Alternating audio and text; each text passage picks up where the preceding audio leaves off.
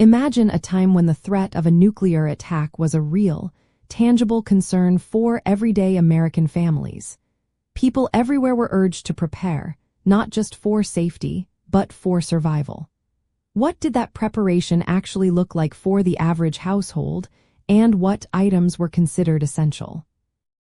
During the Cold War, particularly in the 1950s, civil defense organizations strongly recommended that families prepare for a nuclear attack by stocking essential supplies to survive for at least 2 weeks, or up to 2 weeks to 2 months, in a fallout shelter.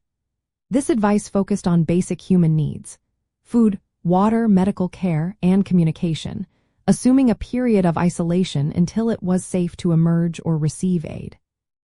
The core reasoning behind these recommendations was the understanding that a nuclear attack would cause widespread disruption, including the probable collapse of public services like electricity, water, and emergency response.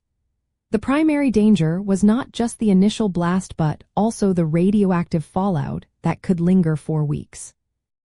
Therefore, families needed to be self-sufficient, protecting themselves from radiation while having enough resources to sustain life until the immediate danger passed or government assistance could be re-established. To put these recommendations into practice, families were encouraged to gather non-perishable food items such as canned goods, dried fruits, and high-energy foods, prioritizing items that required no cooking. Water was paramount, with a guideline of at least 1 gallon per person per day for drinking and minimal hygiene. A comprehensive first aid kit, including bandages, antiseptic, pain relievers, and any necessary prescription medications, was also critical. Beyond that, tools for sanitation, a battery-powered radio, flashlights, extra batteries, and even shovels for digging were often advised. One interesting detail from this era is the emphasis on a family fallout shelter survival kit, which often included specific items like a manual can opener, plastic sheeting, and tape for sealing shelter entrances, and even radiation detection devices like a dosimeter or a Geiger counter for those who could afford them.